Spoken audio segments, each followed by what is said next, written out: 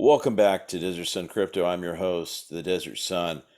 I've got some interesting videos to share with you, a little bit cryptic, and hopefully, you'll enjoy this as much as I did. Let's get into it. So, I did a two-parter last week, and it talked about basically, depending on what news you want to listen to, in some cases, the same source, you'll have two narratives coming out at either side of the mouth of whatever source you're getting it from. Meaning, on one end, it's going to prop up the cryptocurrency space. On the other hand, in the same breath, they're also going to downplay it and add the fear, uncertainty, and doubt, otherwise known as FUD, in the cryptocurrency space. So, I think this article by Emily Parker from CoinDesk, um, I think it's a pretty honest summation of what I see is happening right now. I believe there's just so much happening that no one really knows how to make of it. Why? Because no one's really been paying attention to anything in this space.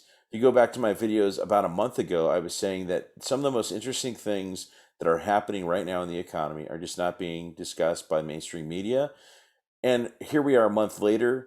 They are still not talking about some of the more important things, and they're just totally convoluting stories. And you'll see when I get to the end some of the stories that are being convoluted. To get down into it, she's talking about China's action, and the title of this article was "When China Spoke, Bitcoin Reacted, Americans Not So Much." What she's speaking about, in particular, is that China has long been pro-blockchain and wary of crypto, and this is far from the first time that Beijing has cracked down on the industry, meaning the cracking down of mining in China. Now, one of the important things that I take out of what she's sharing in this is that ultimately, by China pulling out, it wasn't that it was China and they mastermind everything. It was ultimately that the market ultimately spoke when China did pull out of Bitcoin, and there was like this huge uh, retracement across the board, starting with Bitcoin and then moving through every other cryptocurrency. Now, um, the other impact is what's been happening in Washington, and I love how she talks about it here. What happened in Washington is actually good for crypto, and I said this 2 weeks ago. I think what is going to be now a huge lobby in Washington with cryptocurrency minded individuals and tech companies um, showing up to Capitol Hill is you're going to have another sector of tech that is going to be well represented. Blockchain Association, Charlie Brito and or not Charlie Brito, but Jerry Brito and his group, uh, uh, operating out of DC, is just bringing more attention to the space. Now, again, just to kind of recap and move on, it's not China or the U.S. It's just the market and timing. The market's going to speak for itself based on just behavior that is happening. And as much as we'd like to say, there's one leader in the space, really right now, it's just anybody.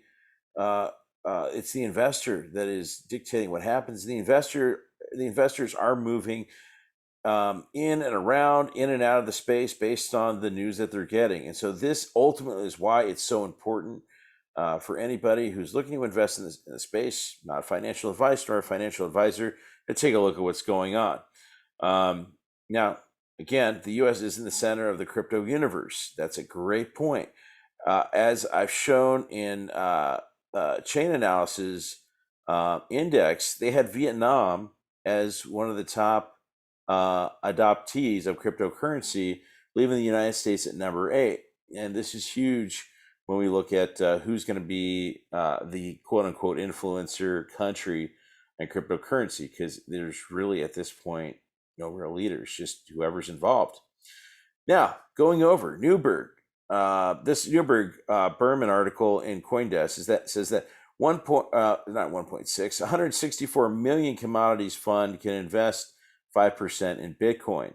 What we've been seeing happening over and over again is this adoption in the financial space of revealing more and more where their assets are invested in, and it seems as though these funds like the Newberg Berman Commodity Strategy Fund investing in Bitcoin is going to be the first of many that we're going to see.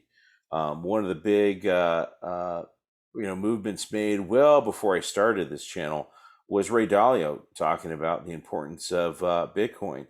Warren Buffett talking about how he didn't understand Bitcoin, but then moving a lot of his money, if not all of it, within the financial system behind Bank of America, who is developing methods on how to bridge themselves over into cryptocurrency. Now, I want to share this video. Now, Jerome Powell did a town hall with some students. I can say for the amount of questions that could have been asked, it seems very selective what questions were asked. They hit off at the top with this question about the future of the dollar, and I'll let you hear it out, and I'll stop and leave some comments here. What role do non-cash transactions like direct deposit, online bill pay, credit cards, phone apps, etc., play in monetary policy, as well as the amount of currency that's printed and minted? Okay. Great question. So we do, just let me explain, we have a role.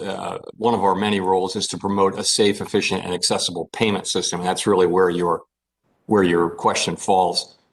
We actually provide all of the physical currency, so folding money, and we also operate some elements of the payment system that enable physical cash and electronic transactions to move reliably through the economy. Now, historically, our payment functions have evolved over time as payment methods have changed. When the Fed was founded in 1913, cash and checks were really the predominant means of payment.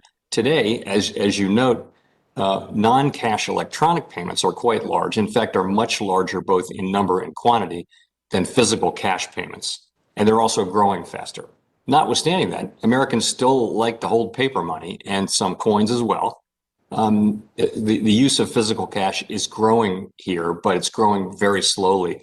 And in many cases, interesting, particularly in some of the Northern European countries, the use of physical cash is really declining. And that explains some of their interest in wanting to have more digitized financial systems. So I'll stop it right there, only to share with you that first and foremost, this seems to me, and you can have your opinion. My opinion on this is he's definitely reading the answer. Doesn't really sound like it doesn't sound like the tone that Jerome Powell has, nor does the answer sound like something that Jerome Powell wants to say. I've been reading his body language for about a year, and he seems very resistant to what he's saying. You see him kind of like scratching his ear and his mouth. I'm not, I don't read people's body language, but I've seen it enough to know that my opinion is that he's reading something. So it's probably a scheduled question. That being said, what is he saying? He's saying that ultimately the direction and the trend is that people are using cash less. He stopped short of saying anything about cryptocurrency in the future. As a matter of fact, there's nothing here where he talks about cryptocurrency. But he's just basically saying that people are not using cash. They're using digital dollars. If you want to check that out, you can find it at PBS. This was streamed on the 17th of August, in case you're interested. Now, going back to talking about how there's two narratives that could happen all in the same space at the same time. This I thought was just so interesting, and it was kind of a FUD moment in the crypto space, which is the Federal Reserve Neil Kashkari, the Federal Reserve head in Minnesota, says, "I don't see any real use for Bitcoin, and there are thousands of garbage coins." Now, that would lead people to draw the conclusion of a number of things. They quoted him, and I read through it, the quotes and some analysis of it, and they don't really leave much other than to quote him as saying, quote, "I was more optimistic about crypto and Bitcoin for five or 6 years ago. So far, what I've seen is 95% fraud, hype, noise, confusion. Now, I'll certainly say there's shit coins. I'll be honest, I've been surprised by what I've deemed shit coins. Um, that being Dogecoin, I used to call it shit coin all the time, and now across the board, it's been adopted and used. Um, I was sharing that the American Cancer Society accepts Dogecoin. So do many other nonprofits. So it's interesting what he's saying, but I'm going to play out the actual clip of what he says. Now, here is Cash Carry and what he said before with regard to the crypto. And let me play it because I think it's really interesting. I don't think he's changed his tone whatsoever. I also don't think he's someone that's really interested in getting into it, but I'm going to play this clip and I'll kind of give you what I hear in his statement. Confidence in it. Well, the problem with crypto is you've got Bitcoin and you've got thousands of other types of coins, most of which, by the way, now are dead coins. They're dead and broken. They raise money from unsuspecting people, and a year later, they're worthless. And so the problem is there's no barrier to entry for you creating a new coin. You may say, well, no, there's only so many Bitcoin that can ever be created. But if I create a coin and I call it Neilcoin, and it looks exactly like Bitcoin, and it has every feature of Bitcoin, what's the difference between Neilcoin and Bitcoin? There's no difference. So the whole sector, in my view, has become a farce of all of these garbage coins that have been created, leading to complete confusion and chaos. So, 5 years from now or 20 years from now, could something useful come of it? It's entirely possible. I'm not ruling it out. I'm going to stop it right there. Yes, there's nothing different that he said from the article. He calls it shitcoins. Here's the thing that's interesting. This article is calling it out as though, this is something new that Neil Kashkari is saying. Oh, when's this article released? Yeah, a couple days ago, August 19th, 2021. This video is from September 11th, 2018. So just shy of 3 years ago. This isn't anything new. So why is it that they're showing this now? Is it to make people believe that, well, since the Fed isn't on board with cryptocurrency, that don't look over there, don't pull back the curtain, nothing to see. I think this is just a FUD article, and again, this is why you have to look and dig into these things, do your research, and find out exactly what's going on. Now, I don't proclaim to be a financial advisor or give financial advice. This is just something that I see as flooding people out of the market. And, I haven't seen Neil Kashkari for quite some time. Maybe I'll throw in a TikTok about Neil Kashkari because he's got some interesting clips in his younger days, speaking in a number of interviews in the financial world. He's a great mind, came from Goldman Sachs, knows his stuff. Now, at the very end, he says, in 5 years, could there be something? Absolutely. He gives a possibility. I think he's propping it up. I think they're using this to maybe moving forward. This is probably what's going to happen. You're going to see Kashkari come to a fork in the road where he starts to say, you know what? Cryptocurrency would be a great idea. And you're going to have all these people who are listening to Neil Kashkari who are antithetical to cryptocurrency start to kind of move with this narrative that cryptocurrency is trash and garbage into people adopting it, and it might be too late.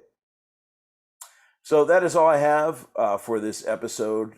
Again, this is Desert Sun Crypto. Go ahead, hit the subscribe, like, or leave a comment below. Very responsive to everything that I've had so far. Thank you for tuning in, and hope to see you again here real soon.